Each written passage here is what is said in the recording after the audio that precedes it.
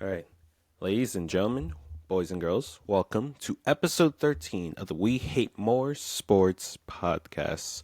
Um, it's just PC this weekend. I'm not gonna lie to you guys, I'm not feeling 100%. All right, I don't know what it was that I ate. Don't know what it could have possibly been actually. But yeah, stomach is currently in a war right now. Um, so if this episode is shorter than the typical We Ate More Sports episode, you know why. But this week, I really wanted to get it out because it is a pretty massive week. It's the last week of the regular season and the MLB. The playoffs are right around the corner. So I'll be giving out my end of the season awards, who I think is going to win each major award. By the end of this season. And also, we got to talk about some wrestling, of course, because it's a huge wrestling weekend. We got NXT No Mercy that is going on tonight, and then AEW Wrestledream going on tomorrow night. So I'll be giving my predictions for each of those cards. And the best thing that I saw last week, like I said, it's a short episode, short EP, chill EP. So yeah, without further ado, let's jump into the episode. But of course, if you're not already, go and check out the latest episode of the We Ate Sports podcast. That is the younger or the older brother, actually, of this podcast, where we discuss football and basketball. We did We Ate Trivia 28 this past week, and of course, gave out our locks and shocks for week 4. So go and check out that episode, episode 142. So yeah, we exposed Tolu as a cheater again. At this point, I'm really starting to think that he should just be banned from all competitive mini games that we do on the podcast. But he gets to enjoy his little Mickey Mouse victory or whatever, I guess. But yeah, that's what we did in We Hate Sports on We Hate Sports this week. Go and check out our socials, our Twitter and Instagram at WHS_podcast, and our YouTube and Twitter or our YouTube and TikTok, at We Hate Sports. So yeah, without further ado, let's just jump into what we think and who we think are going to be the winners of MLB awards this year. So yeah, like I said, only 2 as it stands right now, as I'm recording this right now, and this will be uploaded later on tonight. There's only 2 days left of the MLB regular season. Only 2 days left. All right, let alone the race for the wild card that's being established right now. I have to see, excuse me. Bless me. But yeah, I'm not going to get to that. Unfortunately, Gianni has work. Our schedules don't quite line up. That might be a bit of more of an issue in the future, but that's something that I'll announce We Ate Sports next week. But yeah, MLB awards. I'm just going to jump right into them, starting with the MVP of both conferences, the AL and NL, starting with who I think is going to win AL MVP. Now, AL MVP this year, I think, should be a bit more wide open the way it actually is. It's probably going to still end up being Shohei, which, if it is, I'm not complaining. He is the best player in the world. With that being said, I do think that there are some other players that deserve that moniker, that prestigious award. And if you're asking me, my choice for AL MVP this year, I think it should go to Julio Rodriguez. J-Rod, man.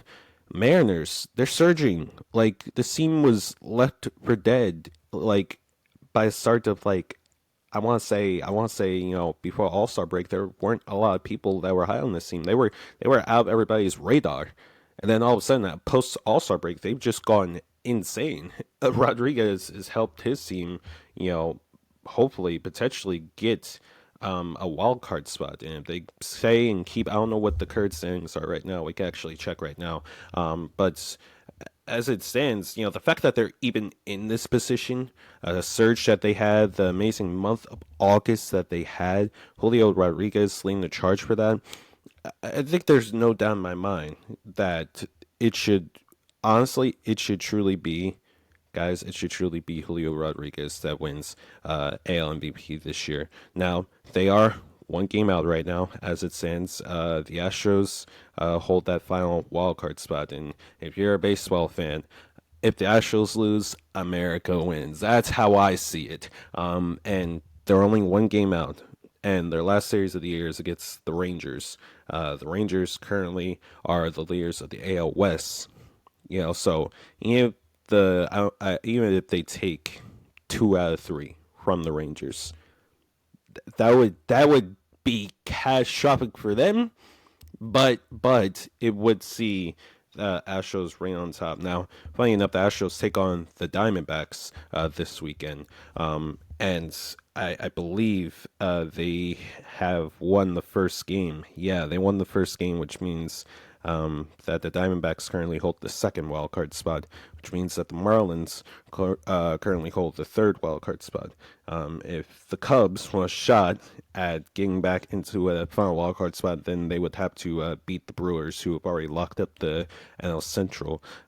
It seems like everybody's against the Brewers here, or excuse me, against the Cubs.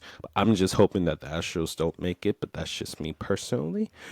I think I think Julio. Let me get back to what I was even talking about. This is about the AL MVP, Julio Rodriguez. I think if the Mariners find a way back into the playoffs, sneak into the playoffs, Julio has to win MVP. Undoubtedly, in my opinion. That's who I think is going to win AL MVP. Who I think is going to win NL MVP. I'm going with Raul Acuna Jr. As much as I hate the Braves, and trust me, I do hate those damn Braves. Ronald Acuna Jr. He's having a historic season. 40 home runs, 70 stolen bases. Yeah, that's impressive. It's cool. It's sweet. That's all you're gonna get out of me. That's all you're gonna get out of me. He's probably gonna win MVP. That's all you're gonna get out of me. All right. Let's go to Cy Young awards now in the AL.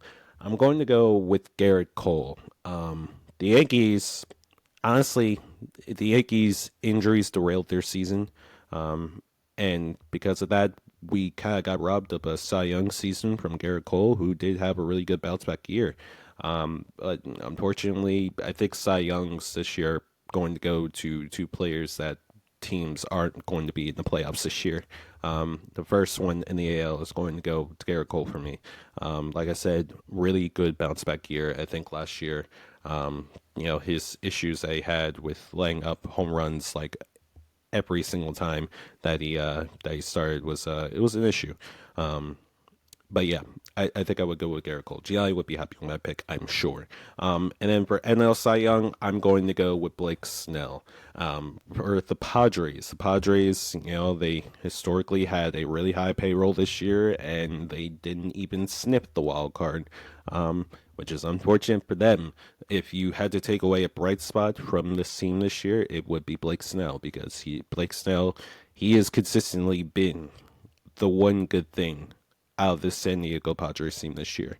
Bob Melvin, he's already out as a Padres head coach. They're probably going to hire Gabe Kapler as their next manager, which is hilarious because Gabe Kapler got fired by the Giants as well. So they're probably going to swap managers. If that's the case, Blake Snell, if I were you personally, I would just ask out of San Diego right now, because it's clear that they're going to waste your potential there. And there weren't really too many other high candidates in the NL that I could think of that, really was on Snell's level this year. So I'm going to go Blake Snell for NL Cy Young. Now, next one up, Rookies of the Year. In the AL, I'm going to go with Gunnar Henderson of the Orioles. The Orioles, man. Can we talk about the Baltimore Orioles for a second? The team has over 100 victories this year. Like, the Orioles. Like, this is a team that has, consistently been bad ever since I started watching baseball, by seasons. I've been watching baseball on and off ever since 2008 when the Phillies won, but I was never a real big fan until I'd say I hit my teenage years, until I was really in high school. Back in 2014 is when I really started watching year by year. And since 2014, before this season, the Orioles have always been a bad team. So the fact that they have over 100 victories this year is insane. That has not been done since 1982. 1982 was pretty long ago now, guys. 1982, that was over 30 years ago now, which is insane. So the fact that the Orioles are as good as they are this year, it is intuitive of how great this team has been, the coaching that they've been given, and the players that are stepping up. And one of those players that have stepped up is their top pick in Gunnar Henderson this year. And he undoubtedly is going to run away with AL Rookie of the Year, in my opinion. Should be, if I were the committee, I would give him just one vote. He's not going to AL MVP, but I would give him one vote for AL MVP as well. Because the Orioles, they've been amazing, man. They've been incredible. That's my pick for AL Rookie of the Year. NL Rookie of the Year, it's another runaway. Now, I do think that Ellie De La Cruz, had he come up a bit earlier, might have had a case for it. But Corbin Carroll of the Arizona Diamondbacks is running away with NL Rookie of the Year. Again, the Diamondbacks are just another great team this year with another great story. I'm hoping that the Phillies face them because I really want to face the Marlins in the wild card. But the Diamondbacks, they were the leaders of the NL West going into that All-Star break. Like that's impressive as hell. And they had a few hiccups as a young team with no experience in the postseason should. But they managed to get it around, and barring any chokes this weekend, they will be in the playoffs this year, and Corbin Carroll is going to be a huge reason why. So that would be my pick for NL Rookie of the Year. And finally, the Managers of the Year. Starting in the AL, I'm going back to the Orioles. I'm going with Brandon Hyde. Brandon Hyde, I don't know where he came from, man, but you really turned this team around. And the fact that we're talking about the Orioles, like I said, a team that has been just bad over like the last decade, finally rebuilding, finally getting a great young core in there of players, and they have the right coaching in for it. Brandon Hyde, if you don't win AL Manager of the Year, I don't know who else would even have a shot. Bruce Bochy, maybe, but it has to be Brandon Hyde. It has to be Brandon Hyde. If it's not Brandon Hyde, if I'm betting, man, I'm betting $1,000 on Brandon Hyde running away with AL Manager of the Year. And for NL Manager of the Year, this is once again not a popular choice. I don't even think he's in the running, but damn it, he should have won it last year, and he wasn't qualified because he didn't coach enough games for us. I think it should be Rob Thompson that wins NL Manager of the Year. Like, seriously. Like, dude, he did not have Bryce Harper for the first 2 months of the season. The Phillies started off bad, all right? We were bad for the first, 2 months of the year. 25-32 at one point. Like, weren't in playoff contention. And then all of a sudden, started to pick up. Castellanos, play like an all-star. Got selected as an all-star. Craig Kimbrell, before the all-star break, was amazing. Then the bats started to heat up. Then the Trey Turner standing ovation happened. He started to heat up. And then the daycare started to click with Brandon Marsh and Bryson Stott and Alec Bohm. They've all evolved and changed and grown as players. That's all because of Rob Thompson, ladies and gentlemen. You still have Kyle Schwarber. I didn't even mention the amazing short bombs. Like, I know there are managers that probably use their a little bit more. I might be a little bit biased in saying Rob Thompson, but seriously, if you think about it, like, this team, yeah, they were in the World Series last year. Why do you think they were in the World Series last year? Nobody had them going that far. It was because of Rob Thompson. There are still people that didn't even give them a shot this year. And the fact that they made the surge that they did, and credit to them because they were just currently on a 7-game winning streak, and had it not been for Angel Hernandez, it would probably been eight. Probably would have been 8. I go with Rob Thompson for Manager of the Year in the NL, man. And again, I think it's an award he should have won last year, and unfortunately didn't, and that sucks. Because he just wasn't qualified enough, and didn't coach enough games. Well, he coached enough games this year, and I think that Rob Thompson should win Manager of the Year. But those are my picks. End of the season, MLB awards. Next week, we'll try to get Gianni's. Hopefully, our schedules link up so that we can, so I can get Gianni's end of the season awards as well for you guys. But yeah. I think the MLB postseason is right around the corner. Wild card is next weekend. it's going to be electric, man. It's going to be electric in MLB. Seriously. All right.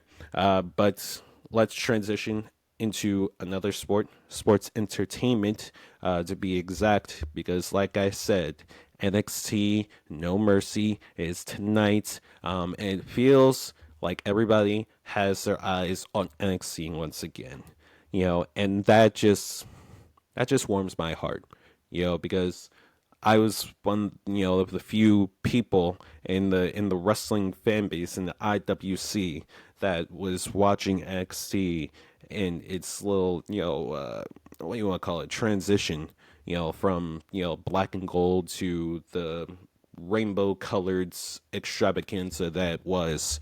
What 2.0 gave us, I think, was, if I could take away one incredible thing from the 2.0 era, it would be the people, it would be the wrestlers that we got from that era, like that got a spotlight. Roxanne Perez, Carmelo Hayes, Shrek Williams, Braun Breaker, Grayson Waller, Tony D'Angelo, all these guys came from the 2.0 era. And we saw 2.0 grow into what it is now. Like, now you got Shawn Michaels saying that XC today is the closest thing you will get to the Attitude Era, and I agree with him. Like, if you watch a weekly show of XC, it has everything that you would expect from the Attitude Era. Horniness, it has the personalities, it has the wrestling for all the wrestling marks out there, it has the sports entertainment for all the sports entertainment marks out there. It checks off almost every tally that you want to see on a wrestling show if you're a wrestling fan. And the fact that, No Mercy, it's in Bakerfield, California tonight, this is a really good card. It's a really balanced card, and I think it's going to be really fun. I think it's going to be really fun, and it's just, as a diehard NXT fan, it's just really nice to see everybody happy and satisfied with this card now. Satisfied with watching NXT again after everyone said that it's washing over and that Tony Khan killed it. NXT never died. They may have forgotten, not even forgotten who they were. May have just tried something different and nobody liked it. But now everybody's watching. Now everybody thinks it's Attitude Era 2.0, and I love that. So let's get into the actual card for No Mercy tonight. Starting with the main event, the XC Championship on the line. Carmelo Hayes versus Ilya Dragunov 2. The first match that we got from these guys at the Great American Bash was an all-time classic. Seriously, we need to talk about how Ilya Dragunov never has a bad match. This match, I think, is going to be a lot different psychology-wise, and I don't think Carmelo is going to have Trick by his side to save him this time, as he wanted. I believe in him. Carmelo Hayes is him. When he shoot, he don't miss. It's going to be a war. There's going to be a lot of quick near falls. I would even be surprised if Ilya Dragunov walked out as NXT champion tonight. But I'm still going with Carmelo Hayes. It's going to be a war. It's going to be a classic. If there's one match that you want to watch from this card, watch this match, because it's going to be great. It's going to be an all-time classic. Ilya's destiny, I don't know where he goes from here if he loses. Then again, I don't know where he goes from here if he wins. So that's why I'm going with Carmelo Hayes to retain his NXT championship. And it's going to go well with my ending shot of the night, as you'll learn in just a few short minutes. The next matchup, Becky Lynch versus Tiffany Stratton for the NXT Women's title, an Extreme Rules match. This should be fun. This is going to be fun. It's going to be a chaotic match. I actually expect some crazy stuff in some crazy spots in this match. Tiff being the acrobat, the gymnast that she is, maybe we might see a ladder spot. Maybe we might see her try a PME with a steel chair on Becky's body. Who knows? But I do have Becky Lynch retaining her title. It's just too early. Tiffany Stratton, I think she has some loose ends that she can pick up in the mid card for the women. And you could start introducing more viable threats on the NXT women's roster, which I think is a huge possibility. So I'm going to go with Becky Lynch to retain. Becky still has a lot more people to put over as champion, not just in NXT, but on the main roster as well. Indy Hartwell, Candice LeRae, Tegan Knox, all these people were mentioned. This is going to be a fun match, but I think we all know who's going to walk out as the victor. Give me Becky to retain the NXT Women's Championship. Next one up is the North American title on the line. Dirty Dominic Mysterio versus Trick Williams with Dragon Lee as the special guest referee. Now, Dragon Lee is a interesting situation because he's not officially on the main roster, but he keeps being booked on the main roster. He just wrestled Dom on Raw for the NA title. He has a match with Austin Theory next week on SmackDown. Yeah, he's kind of everywhere right now. Like he's really everywhere right now. And he's going to be a special guest referee for this match. And I really do think that he's going to do something here that'll cost Dom, and it's going to help Trick Williams become the new North American champion. Another excellent black man as the North American champion. The North American title, you know what? That was made from. I almost said something crazy. North American titles for the black people. That's all I'm gonna say. All right. And just hearing the arena chant "Whoop that Trick" during Trick's entrance with Booker on commentary, giving those incredible ad libs, that's going to be an incredible moment. Give me Trick to become new North American champion tonight. He's going to walk out with Carmelo at the end of the night, and they're both going to hold up their titles as the excellent black two-man scheme that they are. It's always going to be Trick Mello game on top. So yes, give me Trick walking out as new North American champion. Next match, the Heritage Cup is on the line. Noam Dar taking on the winner of the Heritage Cup Invitational, Butch, a.k.a. Pete Dunne, a.k.a. the Bruiserweight, a.k.a. the dude that is going to give Noam Dar a run for his money. But this is the Heritage Cup. I don't think that NXT would have Butch complete like this because he still is in a rivalry on the main roster with Pretty Deadly, and I don't think they want to distinguish or they want to put anybody over on top of each other, especially Sheamus out with injury right now. I don't think they want to make Butch like a single star. Like they still have some unfinished business on the main roster, him and Rich Holland with Pretty Deadly. And I think they're just going to wait on that. Maybe we might even see Pretty Deadly cost Butch here in this match. But with that being said, I'm going to go with Noam Dar to retain. Noam, he's been a great Heritage Cup champion. I actually really like Metaphor. They're kind of one of the funnier acts in XC right now. I think that he does more than enough to retain his Heritage Cup tonight. I'm going to take off my do-rag too because it's starting. Oh, starting to get a headache. I definitely wrapped that way too tight. My stomach is already in knots. I don't need a headache to add to that. Let's go with the next match, the NXT Tag Team Championships Online and a Fatal 4-Way match. The family, Tony D'Angelo and Stax, taking on the Creed brothers, Julius and Brutus. OTM making their PLE debut. It is Lucian Price and Bronco Nima with Scripps, aka Reggie, who's all of a sudden from the streets now, out the mud. OTM taking on Angel Humberto, that will be debuting their new gimmick.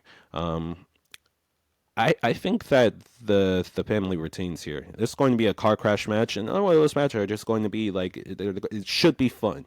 Like there should be a lot of crazy spots in this match. But yeah, this is Tony D and Stack's first defense on pay-per-view. So yeah, I don't think they would lose the titles that quickly. So give me a family to retain. And finally, well, second to last, we got Braun Breaker taking on Baron Corbin here. Burn the ships or get speared. We might even see Von Wagner return here after the match. But I got Braun Breaker picking up the victory here. It's going to be a fun match. It's going to be a physical match. These guys clearly don't like each other. And that's like been like the story. I think it's been like a really cool storyline that they told. Who's the badassiest in all of NXT? And Mir than Evil is going to extinguish the fire that is coming from Corbin burning ships. So yes, give me Braun to win. And finally, the one pre-show match that we have, Blair Davenport taking on Kalani Jordan. I actually got Kalani Jordan winning here. Unfortunately, her storyline, her program with Dana Brooke abruptly ended when Dana got released. So I think Shaw is gonna make it up to her and have her pick up a victory in front of a live crowd. I think Blair is gonna put her over. She's going to get some help from Gigi Dolan as well. So yes, give me Kalani Jordan to pick up the victory. She's going to gain some massive traction going into the breakout tournament, which is going to announce all the participants next week on NXT. So yeah, Kalani Jordan to pick up the victory. Like I said, NXT No Mercy tonight. It should be just a wonderful pay-per-view, like a wonderful time. If you're a wrestling fan and you truly care about wrestling, you truly care about NXT, go and check out. Just go and check out No Mercy tonight. It's going to be fun. It's going to be fun. All right. But transitioning from NXT to AEW. AEW Sunday night is going to have AEW Wrestledream in Seattle, Washington to honor Antonio Inoki, the late, great, amazing Japanese influence. It's going to have a couple of NJPW guys on the card. And you might see a few surprises. Just saying. Might see a few surprises on this card as well. But let me start with the 0 hour matches. Like I said, a few New Japan guys on the card, especially from New Japan Strong.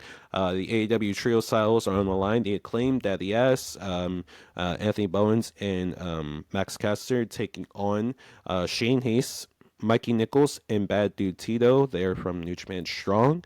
I correct me if I'm wrong because I don't watch New Japan, but I'm pretty sure they're all in the group with each other. I know Shane Hayes is. Shane Hayes was currently in WWE before, but this is a no-brainer. Acclaim are gonna win this match. It should be fun. There's not much really to say. I don't think you had them lose the trio styles to New Japan Strong Group on the pre-show of one of your more anticipated pay-per-views of the year. So yeah, give me the Acclaim. And then the second 0 hour match, this is the card as it stands right now. There will probably be another match added to 0 hour, I would assume, but this as it stands right now. Luchasaurus taking on Nick Wayne. I got Luchasaurus picking up the victory. Luchasaurus, it really seems like they're pushing him to become like a very valiant babyface. Because we all saw like how he was like actually looking at the title that was actually his on Collision last Saturday, right? Like he was the champion. Christian was acting as champion, and Christian actually is the champion now. He might gain some respect from Nick Wayne tonight. Nick Wayne is going to give Luchasaurus like an amazing match. But yeah, Lucha is going to pick up the victory in this match. That's the 0 hour. Let's get to the main card now. All right, starting with FTR, 7-star FTR taking on Aussie, oi, oi, oi. Mark Davis and Kyle Fletcher, Aussie Open. I'm going to go actually with Aussie Open. Sooner or later, FTR have to lose to somebody not named the Young Bucks, right? And Aussie Open, I think, is a very strong candidate to do that. They have it all. Like they have it all. It's really all I could say. They have it all. They have the look. They have the talent. They have the mic skills. And FTR. This is the rematch that they've been waiting on. I think that, like I said, sooner or later FTR have to lose to somebody not named the Young Bucks. Like I don't know about y'all, but I'm getting a little bit tired of seeing that program. I hope they don't. I hope Tony Khan doesn't go that direction. So give me Aussie Open. I think this. I want this to start the show. I hope it starts the show because it will be an amazing opener to the show. And it's going to be a nice breath of fresh air to see somebody not named Young Bucks or FTR on top of the tag team division. So yes, give me Aussie Open to win the AEW Tag Team Championships. All right. Next match, the ROH World Title and New Japan Strong Openweight titles are on the line. Eddie Kingston, 2-belt Eddie, taking on the wrestler Shibata. This is just gonna be a love letter to all the pure wrestling fans out there. Eddie is going to win this match, obviously, unless they want to make Shibata 3-belt Shibata, which would be incredible. I think we all love these two wrestlers very much, but Eddie is on the run of his life right now. Like, he's dealing with injuries as well and trying to prevent them. And like for the first time in his life, he's not taking any independent bookings right now because he has so much responsibilities that he's been blessed and delivered with by AEW in New Japan. So give me Eddie to retain. He deserves this. That's really all I can say. He deserves this. I think we all know that Eddie Kingston deserves this. So yes, it's going to be a fun match, but give me Eddie to retain his 2 belts.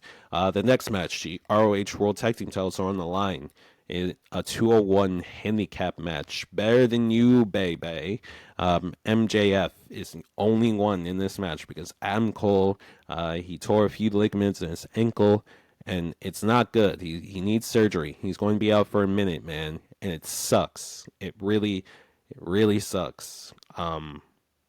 And they're taking on MJF's going to go in alone and take on the Righteous in this matchup. The Righteous, good old Vince and Dutch. I still don't really know what to think of them yet.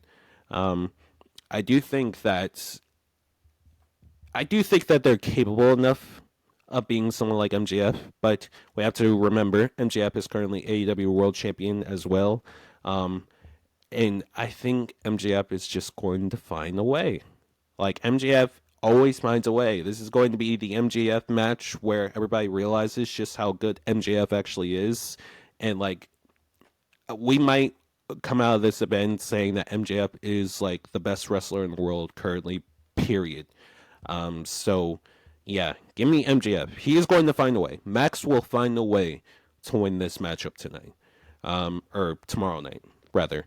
So, yes, give me MJF. To retain the tag team titles. The next match, the TBS Championship is on the line. Chris Statlander taking on Julia Hart. Julia Hart, 21 years old. Only 21 years old. And is already having a title match on a massive pay-per-view. Like, that's impressive as hell. And she's on the run of her career. I think she's, 24-0 in her last, 24 singles matches. Like, she's been killing it. She's been killing it. Chris Statlander has also been killing it. And I think it's going to be a very valid match. I do have Chris Statlander finally cooling off Julia Hart. Somebody does. I think Chris Statlander does. Fun fact about Chris Statlander, I did not realize that she was on Grimm's Toy Show. Like, if y'all remember watching Grimm's Toy Show, I remember watching Grimm's Toy Show, GTS, as a kid. I didn't realize she was a part of that crew with Max Caster, and Bobby Donovan, I believe his name was. Like, that entire group, like, yeah, she was the king. She was the king. I just put that together like a week ago, and I realized, like, wait, holy shit, I've been watching Chris Statlander longer than I realized. Yeah, just wanted to put that out there. Statlander wins this match, by the way, but yeah. Crazy. Small world.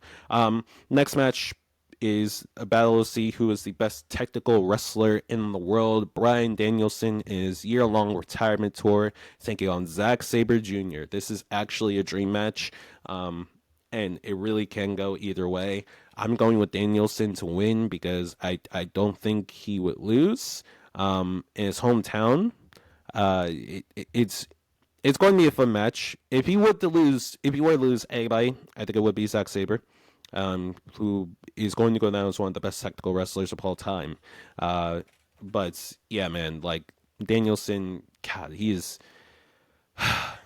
going to be so hard to see him actually walk away, like, willingly from wrestling after this year, man. But yeah, it's going to be a all-time classic between these two. Give me Danielson to win this match, though.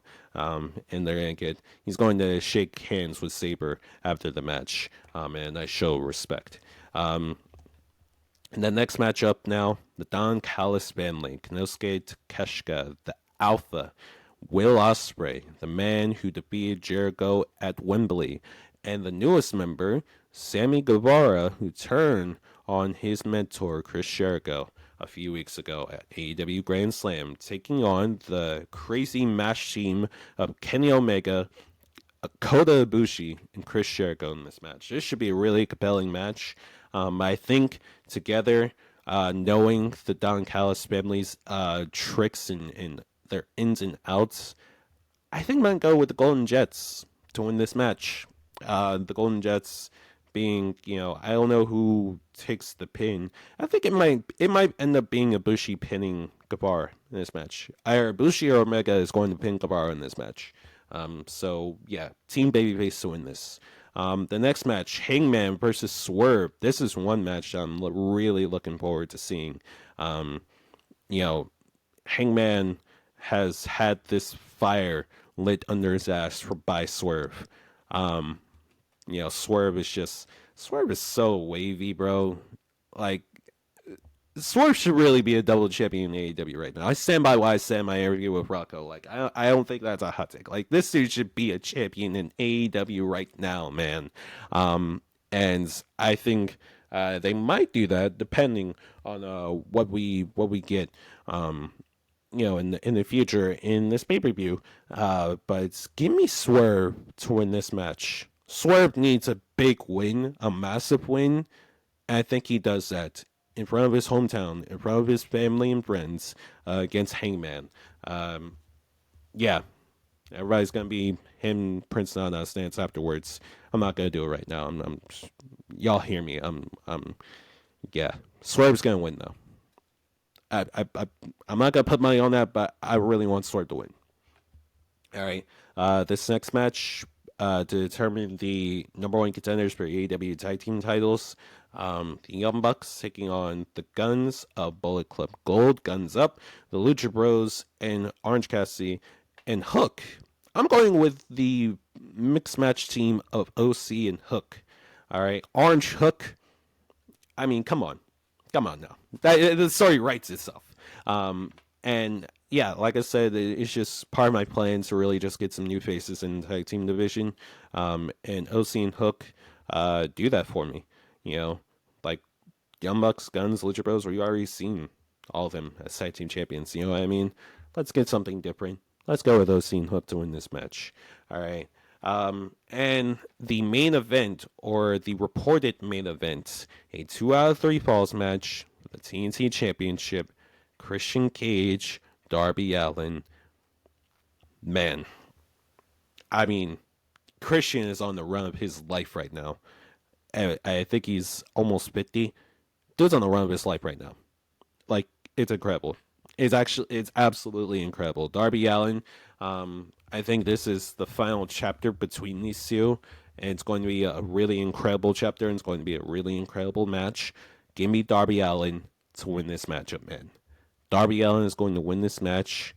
He's going to get some help, not from Nick Quain, not from Luchasaurus, but from the debuting Edge. Because why else would this match main event the card if Tony Khan hadn't already signed Edge to a contract, man?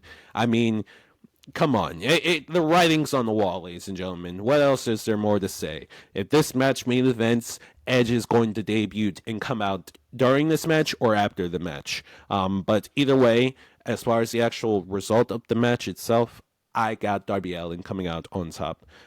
So, yes, Wrestledream, it should be a dream. It's going to feel like a fever dream.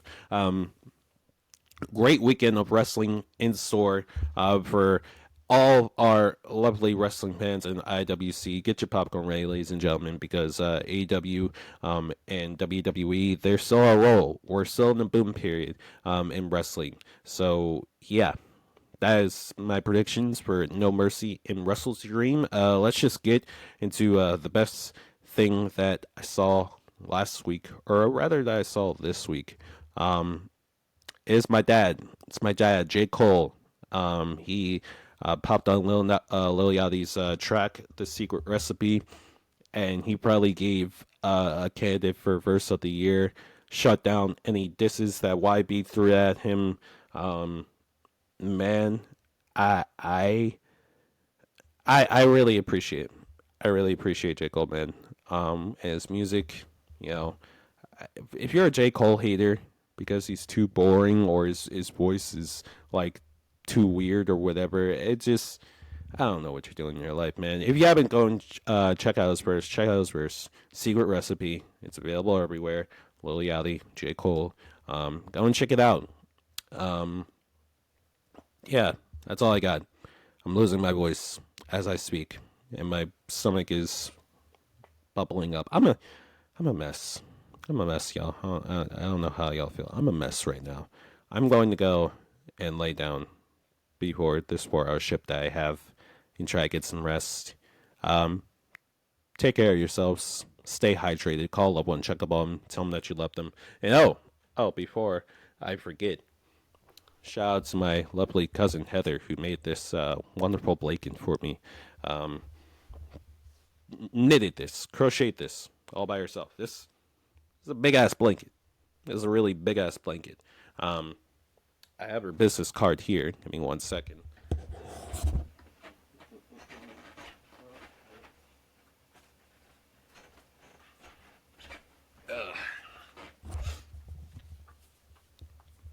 As you can see, business card right here.